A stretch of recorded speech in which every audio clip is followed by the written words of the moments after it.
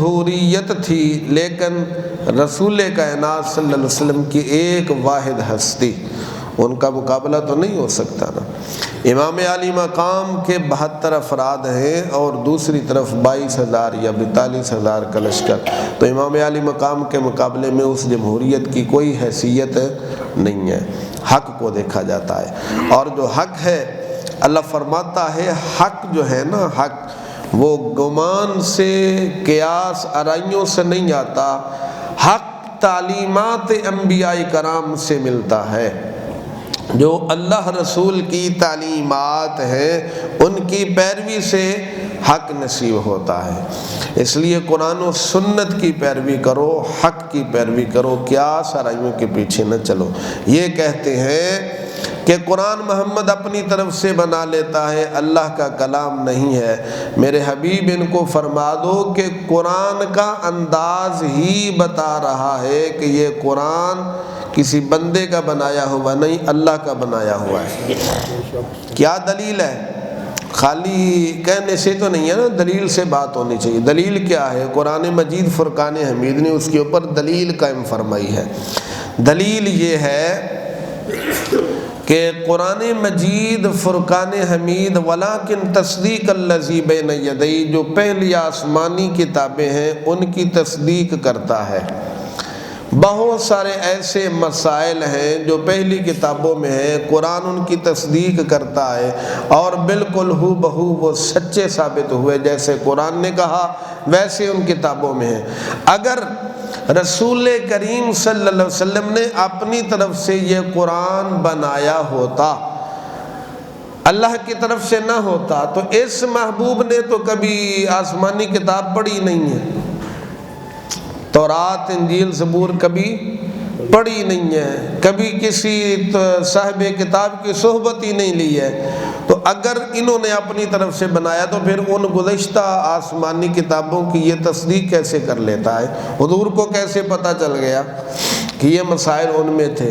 اس کا مطلب یہی ہے کہ پھر اللہ تبارک و تعالیٰ کا نازل کردہ یہ کلام ہے کہ جو پہلے مسائل، پہلے کتابوں میں عقائد تھے وہی اس قرآن میں نازل فرما دیے۔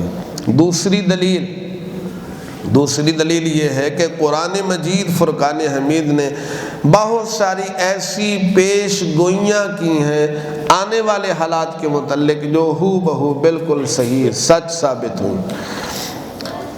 الف لام میم غلبت الروم فی ادنی الارض، قرآن مجید نے پیش گوئی فرمایا ابھی ان قریب یہ پارسیوں کی اور رومیوں کی جنگ ہوگی آپس میں، تو اس مرتبہ جب جنگ ہوگی نا تو رومی پارسیوں پہ غالب آئیں گے، رومی پارسیوں پر کیا آئیں گے، اور پھر ایسے ہی ہوگا۔ جب جنگ ہوئی تو رومی کیا آئے؟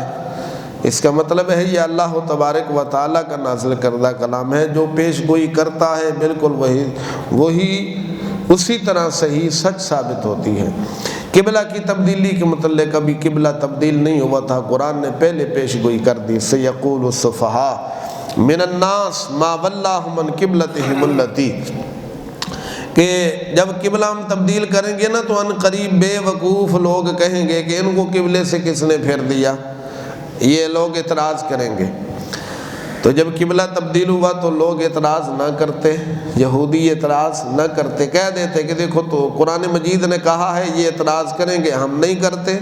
لیکن ہو نہیں سکتا کہ قرآن کہے اور وہ پیش گوئی سچ ثابت نہ ہو۔ قرآن نے پہلے کہا تھا، جب قبلہ تبدیل ہوا، تبدیل ہونے کے بعد پھر انہوں نے اعتراض کیا تاکہ قرآن کی حقانیت اور سچائی سب کے سامنے آ جائے۔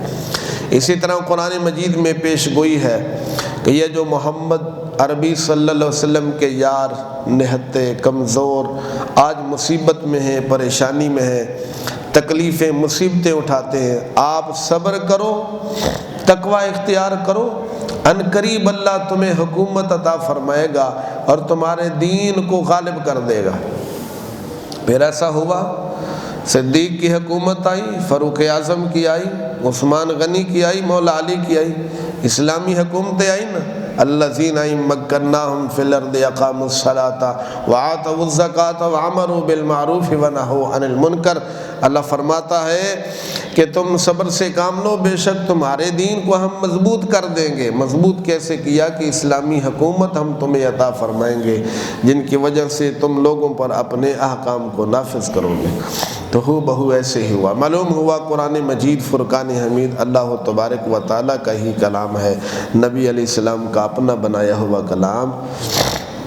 اللہ تعالیٰ حق کی پیروی نصیب فرمائے اور ان جھوٹے لوگوں کی جمہوریت سے اللہ رب العزت محفوظ و مصون فرمائے۔ اللہ اکبر۔ میاں صاحب فرماندے نے لگ دی نالوں ٹوٹ گئی چنگی تے ہوئی بے قدراں دی یاری بھلا ہویا لڑنےڑیوں چھٹے آ ساڈی عمر نہیں بیتی ساری تے اس دنیا دے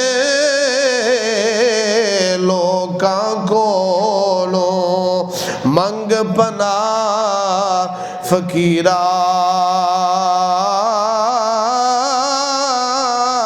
سچے دا ملک اوڈی پاندے جھوٹے دا مل ہیرا۔